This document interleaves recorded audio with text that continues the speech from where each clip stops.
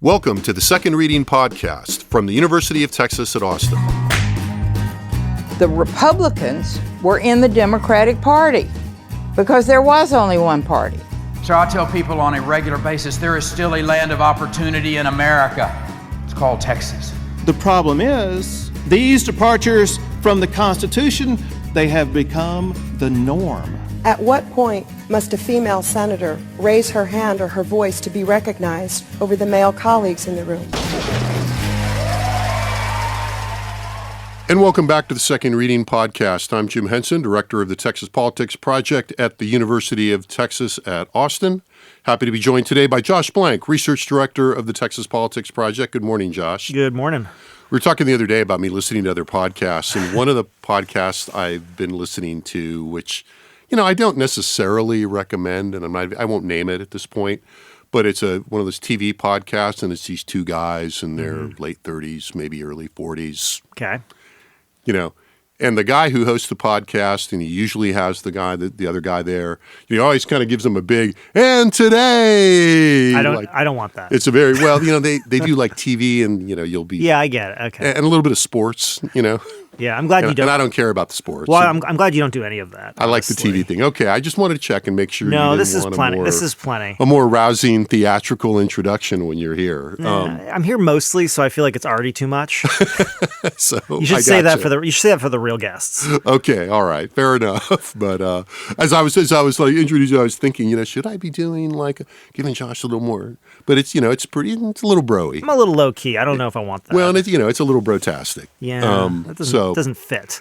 So, you know, we've been kicking things around, and we did a kind of a really big picture podcast last week on national and state interactions in politics.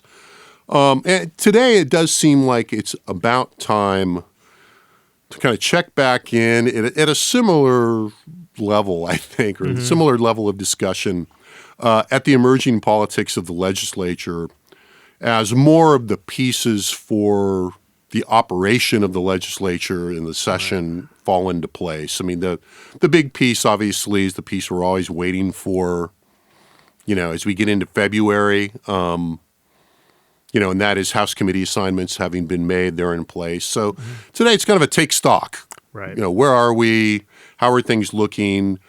Legislation is beginning to move. I saw I'm sure it's online by now, although it doesn't legally have to be, but yeah, a huge number of committee hearings next week. Yeah. Right. So the committees are, you know, the calendar is moving. Chomping at the bit. Right. And, you know, and again, it's time. It's, yeah. You know, it's a time given the constitutional requirements, et cetera. But things are moving now. It's just a lot. You know, we're through the phase of you're walking over there going, okay, legislature's in session, but there's not a lot going on.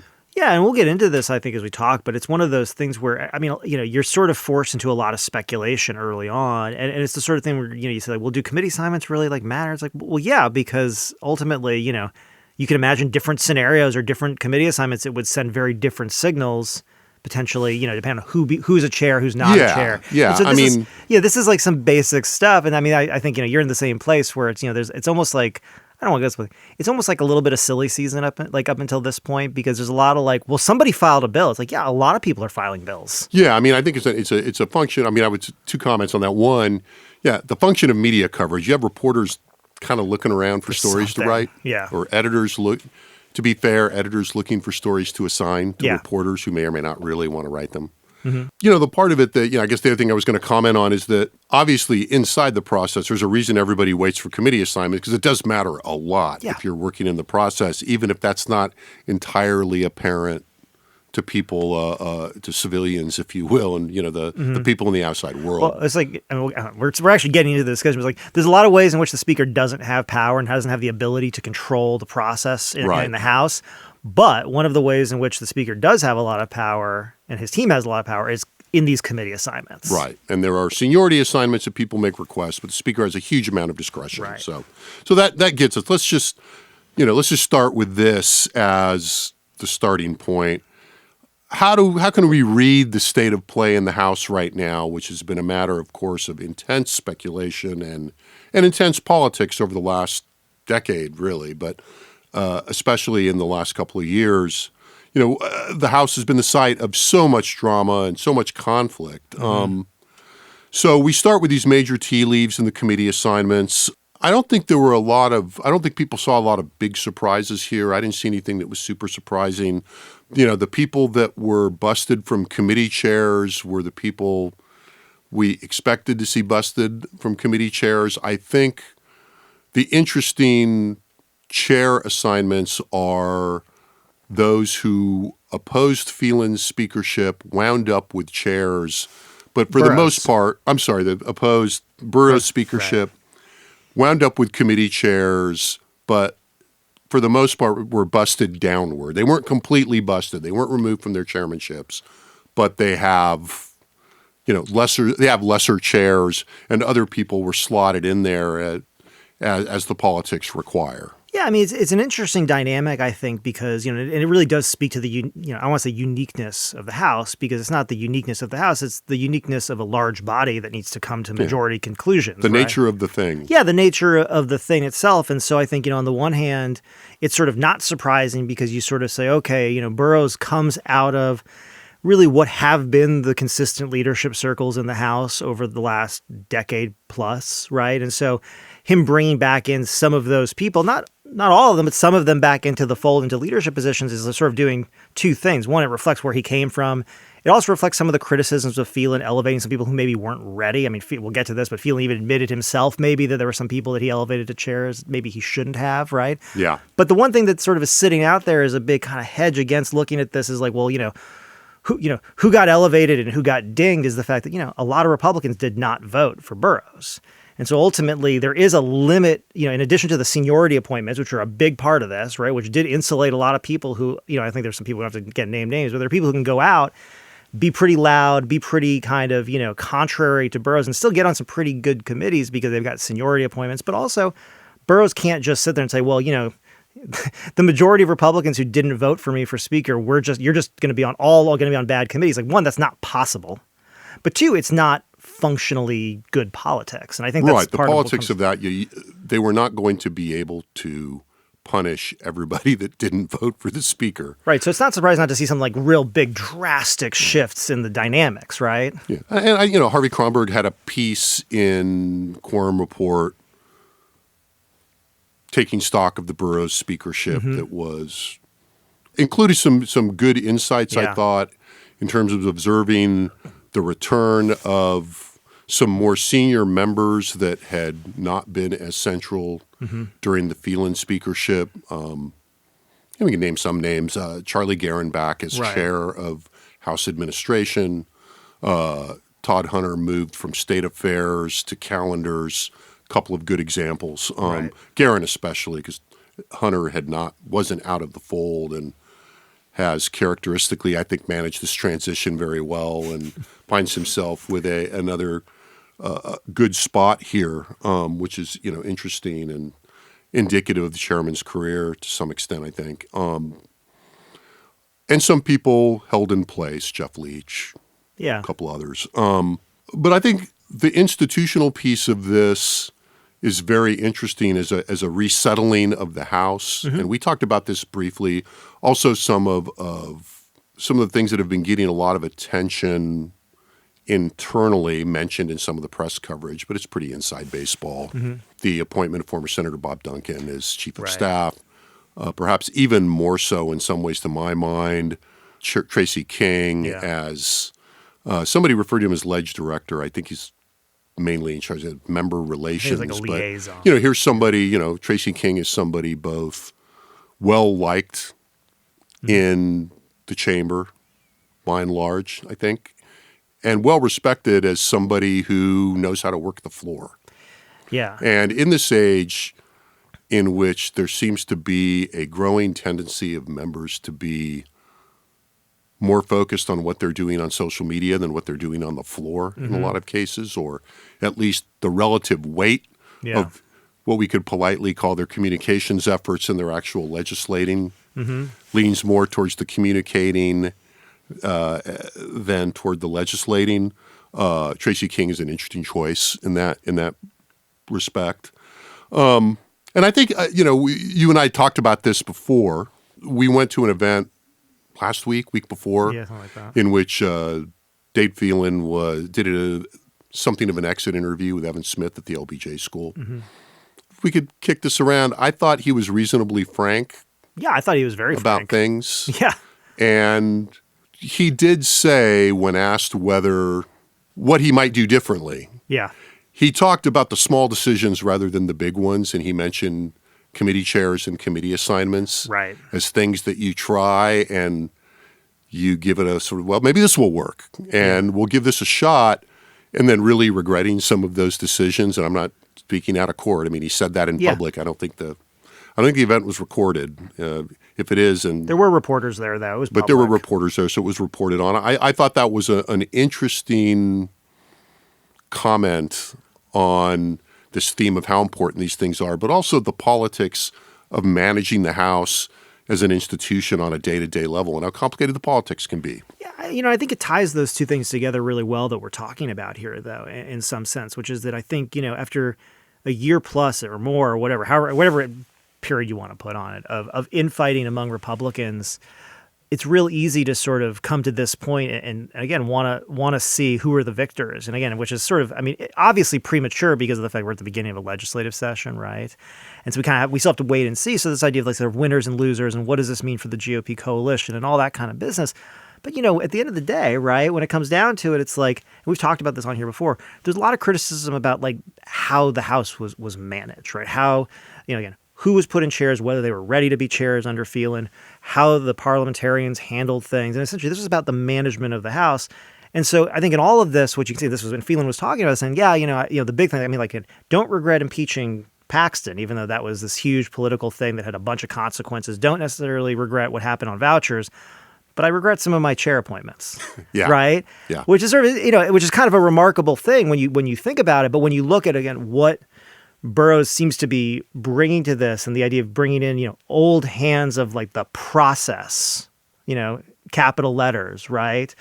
That tells you something about what's going on here. And it does sort of speak to, I think, something we talk about a lot, which is sort of, the institutional standing, right? In terms of the fact of, where the House sits vis-a-vis the lieutenant governor and the Senate and the governor, and whether they're going to be in a position of subservience and reaction, or whether they're going to be something else. And I want to say something else because the opposite of that isn't necessarily conflict or attack or on offense or whatever. But essentially, I think one of the things that they don't want is the criticism that they're not getting off to work, that they're not taking these issues seriously, that they're not bringing things up for a vote, that it's not being run well.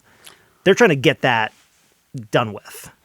Yeah, and I think that speaks to also Potentially, I was going to say one other thing, potentially things that strengthens the institution itself because you have so many new members now coming in who aren't attached to essentially a smooth functioning process. And you have people who have been there for a little bit who aren't attached to a smooth functioning process. And this is really, I think, in a lot of ways, when I look at all this, you're really, you're not trying to go and settle scores. You're trying to sort of say, we're going to run this place efficiently and well.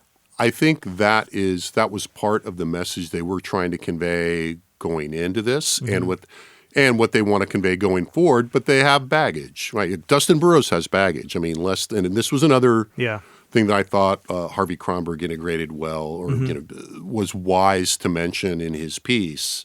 That let's not forget that for all the talk about resettling and moving forward, and Burroughs was a big part of the intra-party conflict that blew up the Dennis Bonnen speakership. Right.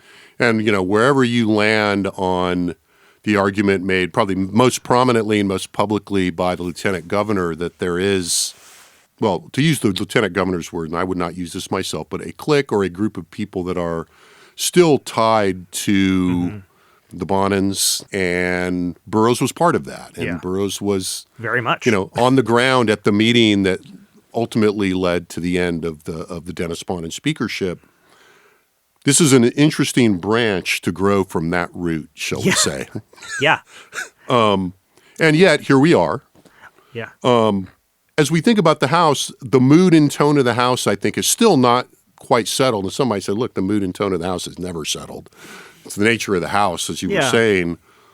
But we are seeing some of what the pattern is going to look like. We're seeing some of the people that were opposed to the Burroughs speakership now routinely, opposing at the back, Mike, fairly routine motions like the motion to adjourn for longer than 3 days, things like this. You got objections and questions from the floor on that. But it feels to me like thus far, that's been pretty low key. Now, another big piece of that puzzle fell out today or overnight when we saw the school choice bill that's going to be championed presumably by the House, Brad Buckley.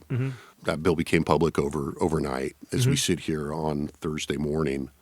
Long bill. I've not read it all. It's different than suffice to say, it's different than the House bill or different than the Senate bill. And that is another big piece of the puzzle going forward in terms of both what the mood in the legislature is going to look like, what the relations between the House and the Senate are going to look like, and frankly, how fast the voucher issue is going to ripen and move through the process. And I don't know. Yeah. I don't have any speculation on that at this point.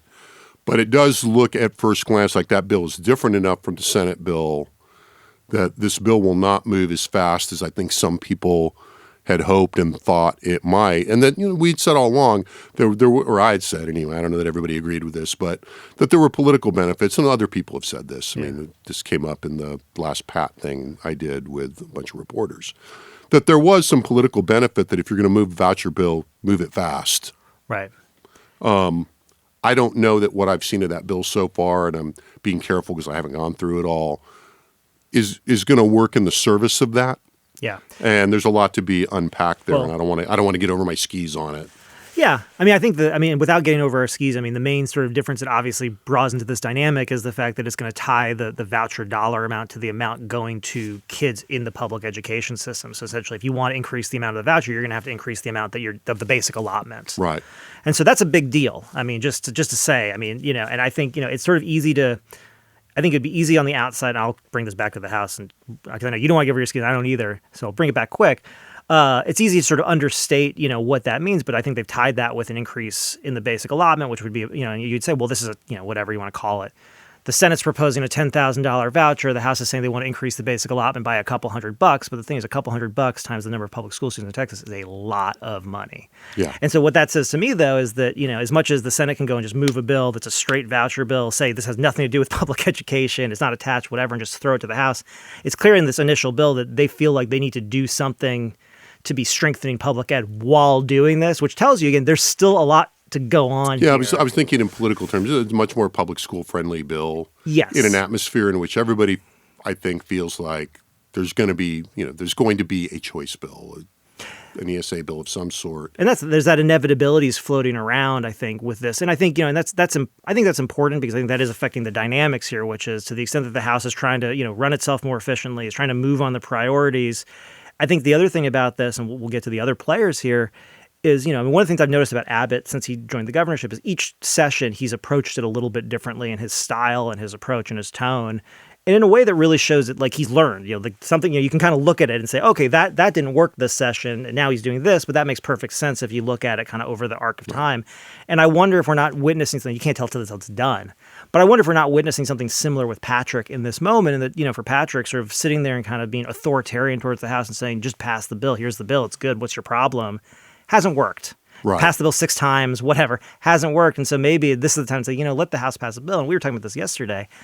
If the House can get a bill to the floor, it's probably going to pass because it's just not worth it, to a lot of Republicans to oppose this. And if they can get this is the impact of the primary. Well, it's both. It's not worth it to the resistors, and their numbers are smaller. And their numbers because are small. Of the interventions in the primaries. Right, and it makes the cost of being the one holdout or the 2 holdouts that much higher. At the same time, if they get a bill to conference committee, I think, the likelihood of that bill passing when it comes back in whatever form they can get it back in, if they can, very high for the same reasons. But the point of that is, has to happen sooner than later. But that's where it gets tricky, I think, in terms of, I don't think anybody knows where that breaking point is. No. Which is, often the case, but particularly important here. I would also say on that, part of the overdetermination of this, there's a story, it's a good roundup today, and it's not very long, but it's nice and pithy in Texas Tribune by James Barragan and Jasper Shearer about the national influences now seeping into. Now, again, amplified by Donald Trump's intervention in all this and his where he's at now, whole other subject. But it speaks to why there is this feeling of inevitability about it, despite the technical difficulties and these gray areas about where you can really land when the rubber meets the road. So all of this really does move us to where the governor is in all this. So that's the other kind of big check-in, I think, for our taking stock is how is the governor positioning in all this? Now, there's been a lot of interest, and I think for good reason, in Abbott's aggressiveness on social media recently, or the aggressiveness of Governor Abbott's Twitter account anyway. Whether it's him or not, I don't know. And that's not casting aspersion. Casting aspersions. Lots of politicians don't run their own Twitter accounts and are very direct about it. I mean, Dave Phelan, going back to the Phelan thing, Phelan was very straight about going, and he obviously had a point that he was making here. Yeah. He was making a bigger point here, but to the immediate point, he was saying, I don't pay much attention to Twitter. I don't operate my own account, so I don't even know really what's on that thing. Whatever.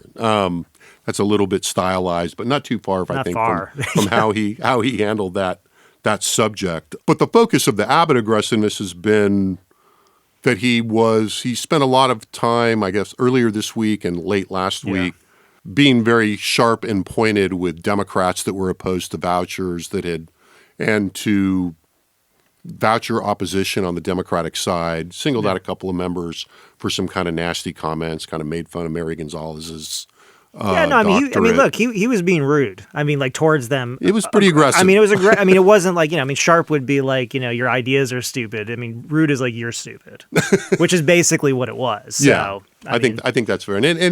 But I think it speaks to a couple of things about where we are in the trajectory, probably the read of the politics. There was, some speculation in some of the newsletters about the degree of coordination this might signal among the big three who are now apparently having breakfast again, at least for now, et cetera. And I don't know that that's here nor there. Yeah. As we were talking earlier this week privately, there's a certain amount of structural overdetermination at this point in that clearly Abbott had a significant degree of success in his intervention at a fairly unprecedented scale in the modern period anyway, in the Republican era, in Republican primaries against seated Republican House members. It makes sense to pivot a little bit right now, given conditions, given institutional process, given timing, towards just focusing mostly on hardcore voucher opponents to make this more of a partisan fight rather than an intra-party fight, which has been the way it has really manifested for the most part of the last 18 months, 2 years. And it allows him to kind of reposition himself as the leader of the party, not publicly fighting with Republicans for the most part. And I think it does reflect, to some degree, Abbott's strength right now. A lot of ways to gauge that. Part of it is this national profile piece that comes back to this, not so much on this issue, but other things, immigration and the border with the Trump administration. But domestically, he is clearly in very good shape with his base and with the public. Yeah, when we look at, just the numbers from December, among the overall all registered voters, 55% approved of the job Abbott's doing, only 34% disapproved. I believe that was an all-time high for him. Among Republicans, he was 83 approve, 8 disapprove. The only person even close to that, we don't have approval yet, was favorability for Trump, which was 93-4 among Republicans, 54-39 overall. But if you look at the other big players, especially Patrick, Abbott again, 55-34 approve, disapprove. Patrick 41-27 among Republicans, 61 approve, 8 disapprove, as opposed to Abbott has 83 approve.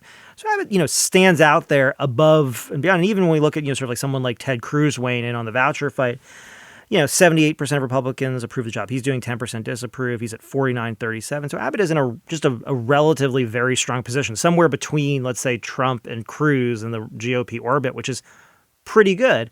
I think, the thing you were saying there that's interesting is this idea of like, does there need to be an agreement or anything? Part of it is like, it's always good to remember, like, these guys are all pretty successful politicians, right? They don't just sort of like, let me actually back up one step. I think in the era that we're in right now, it's very easy to look at a politician's actions and sort of view it through kind of the lens of Trump in a lot of ways, which is sort of it's a shoot from the hip, trust your instincts, fight like hell, and then, see what happens, right? Right. Most politicians are not like that. Most politicians are very calculated, very considerate. And one of the things, you can say is that running around and stomping your feet and spending a bunch of money against people is a way to show power, but it doesn't necessarily show strength. Right. I think at the point they're at right now, everybody's interests are aligned. Right. Patrick has always wanted to pass a voucher bill. Abbott does not want to go into 2026, a midterm with Trump in the White House, having a big fight going on amongst Republicans or looking like they're ineffective, like they can't, again, achieve their goals in the legislature. But the thing is that it doesn't require him to go in there, run around saying like, you guys have to do this, you guys have to do that. That's a weak bill, whatever.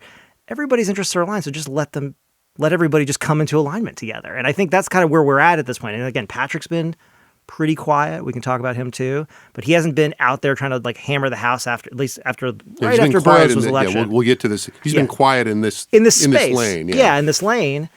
And I think part of that is like, you don't need to do anything right now. Everybody's moving in the same direction. You can see that Burroughs has made that very clear. He showed up with Abbott to the school choice event. At the end of that week of sort of tweets and missives, he showed up at the school choice event and said, hey, I'm for this. We're going to do this. So nobody needs to run out in front and try to be the guy who's like, I did this for you at this point, right? Because nobody's done anything yet. And there'll be plenty of time to do that later. Plenty of time to do that. I think you raise an interesting point here that is good to remember, that we're not talking about rookies here. Right. Patrick and Abbott have now both been in their offices for a decade. Mm-hmm. It was not their first office. Right. It's always an interesting way of thinking about institutions, mm-hmm. to think also about the degree to which experience helps people manage those institutions, mm-hmm. and manage their behavior and their strategy inside that. Mm-hmm. And I think that probably contributes to this notion, a word I shouldn't have used, structural overdetermination, but that's what mm-hmm. part of that. Mm-hmm.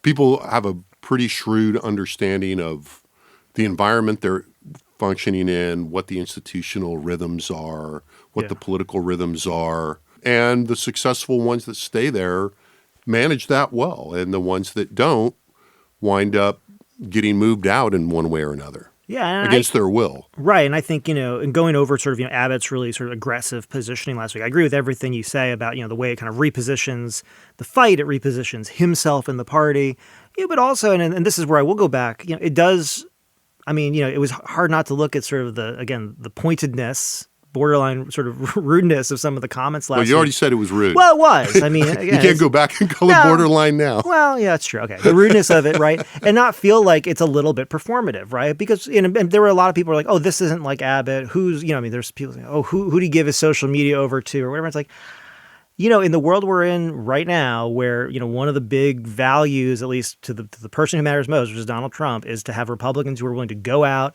and take the fight to people in the way that he would. Abbott's, doing it, right? And I think, to the, one other piece I'll just mention, because you'd mentioned this before, this idea that there's this national pressure coming in. So one thing is like, everybody's got skin in the game now. Abbott's going out. He's putting the pressure on. Trump's come out. Cruz is going out. But I think part of that too, and this speaks back to the other piece of this we were saying, that, the House bill is a lot more public education friendly. There's obviously more that needs to be done to bring people along. But absent those national voices, and given the polling that we've done that just shows that most people are not really paying attention to vouchers, who are they hearing from in their district? Public school teachers, the district people, and the people who are generally probably against vouchers, right? Those are the people that they've always been hearing from if you're in a rural Republican district, right? You're still hearing from them. It's not like those people disappeared or they're not still saying, hey, this is going to hurt the school district. And so in some ways, what I hear in that is, these national voices have to come in to balance out the conversations that are going on right now. And again, that speaks to me to say, like, yes, I do think there's an inevitability around this, but it doesn't mean there's not a lot of noise also at this point in time. And like the presence of Trump, the presence of Cruz doesn't mean that this is like a done deal. And again, I'm not trying to take, again, the person who actually made this argument, which I thought was stupid when I shouldn't say that either. I didn't think it was a good argument when I read it, but there was a representative who made this argument that basically this shows that they actually don't have the votes. I don't think that's true, but I think it shows it's not as much of an obvious slam dunk as maybe even I would have thought.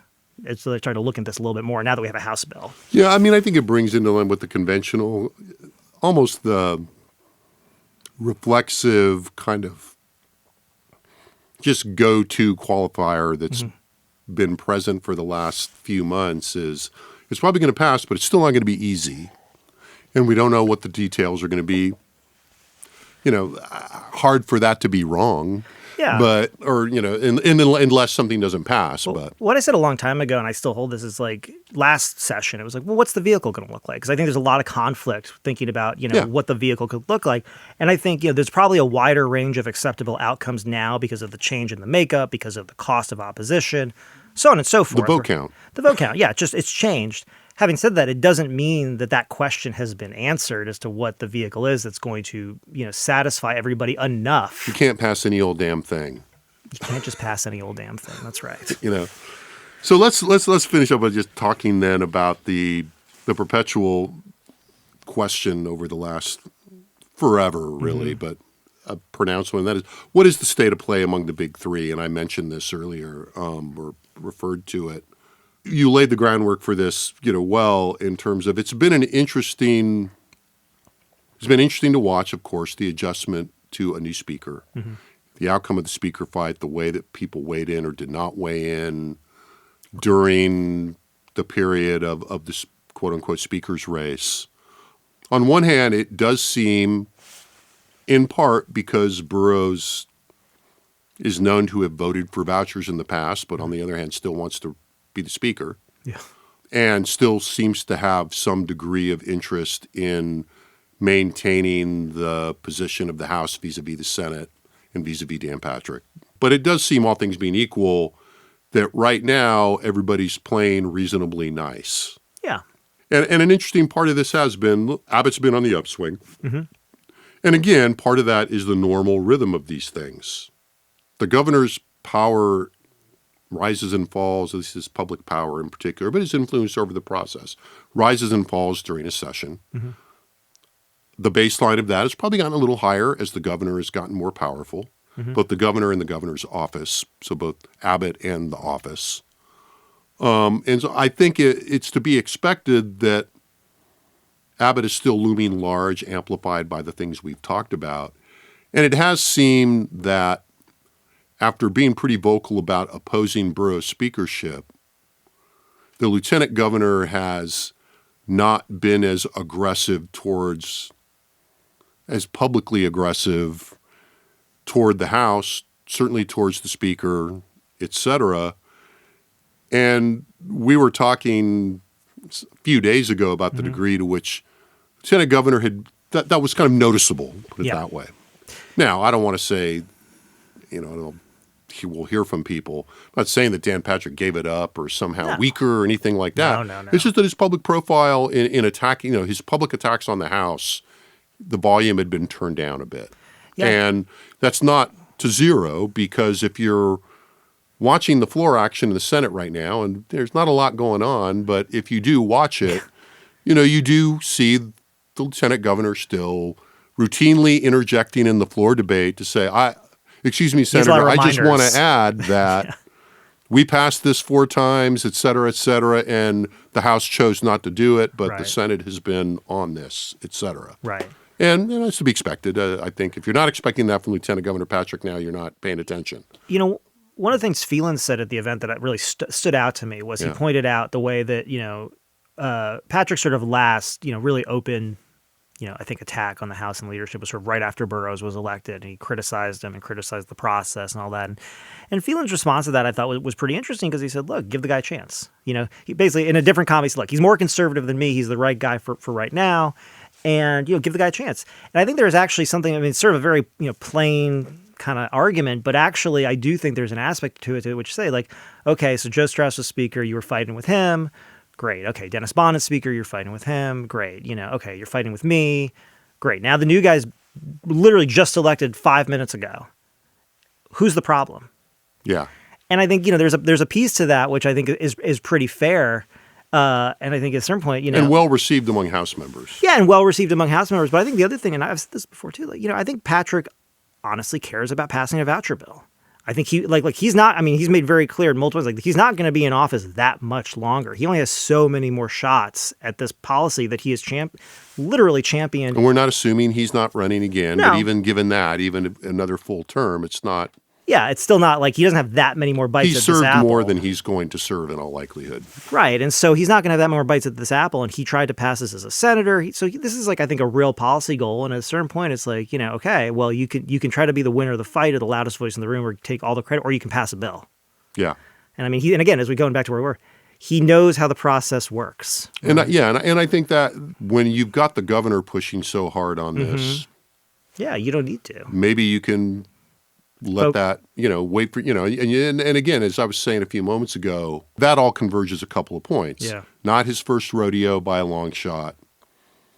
Understands the rhythm of who has more relative influence at what point in the process. So I wouldn't want to read too much into him back. And again, to be utterly clear, it's not as if the lieutenant governor has become a shrinking violet or gone dark. This week he released this video casting suspicion on the recent big payout by the lottery, the circumstances surrounding it. I don't have deep knowledge of this, but if you're listening to this, and you haven't seen this 5-10 minute video. I would call it an investigation. It was very much investigation in the sense of it looked like a local news investigative report that in terms of Lieutenant Governor going on site to the location, the strange game store where this lottery ticket was sold that paid off hugely. It was one of these courier that was systems. Also associated with the store, so it's not. It doesn't look good. Nobody knows that anything illegal has happened. The situation doesn't look. The situation doesn't look great. Yeah, it doesn't look good. It doesn't feel. It doesn't. My apologies because this is carefully thought out, I'm sure, on the lieutenant governor's team's part, lieutenant governor's part. But to paraphrase, I think it's about right. He says in the kind of wind up of this video segment, it doesn't look good and it doesn't feel good, which I thought was whether you like whatever you think about the issue or lieutenant governor, pretty nicely done. And that whole segment is a good reminder of the lieutenant governor's political skills, his media skills, his ability to use his toolkit fairly effectively, because a lot of people are talking about this. And, the lottery commission's up for sunset.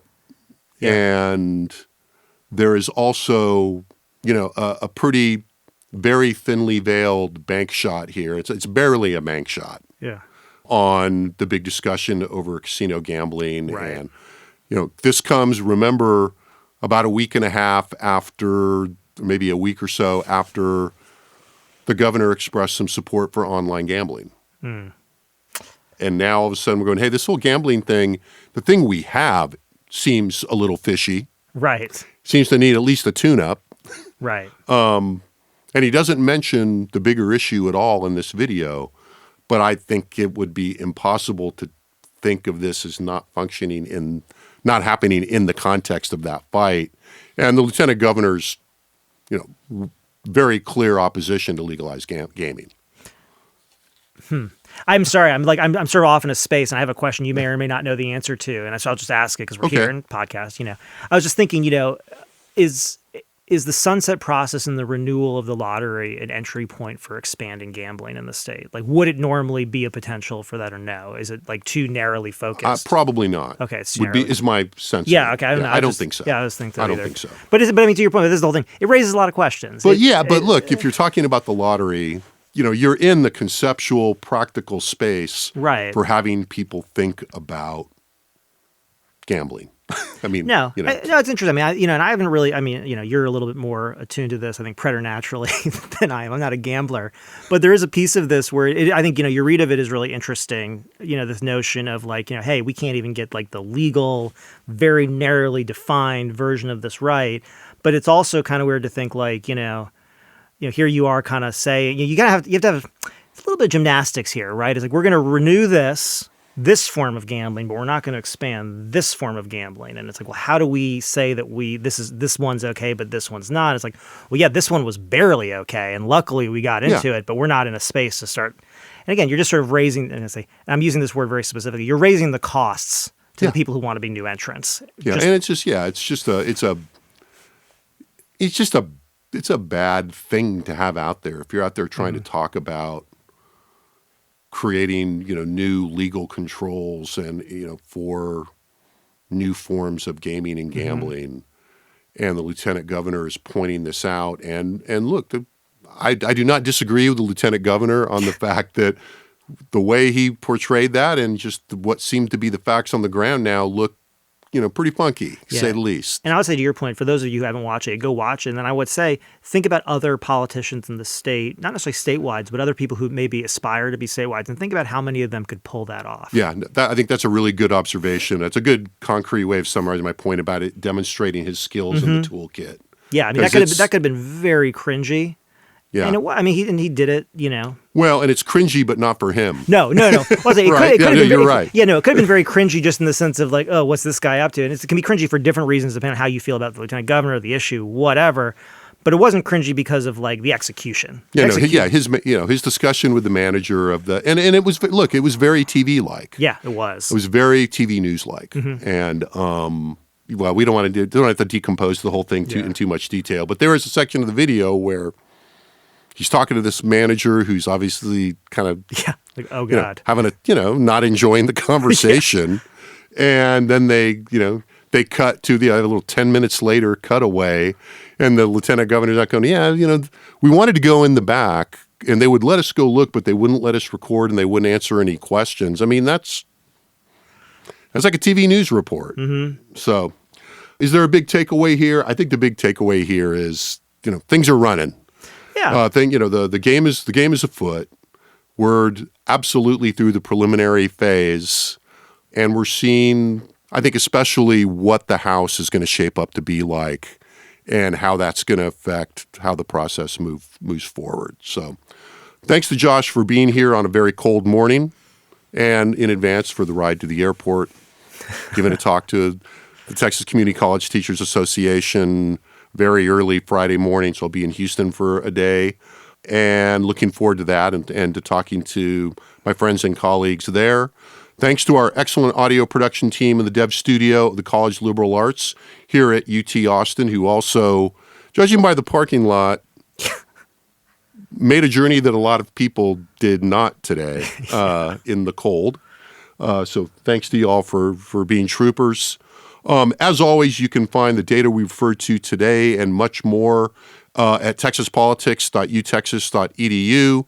Thanks especially to all of you for listening, and we'll be back again next week with another Second Reading podcast.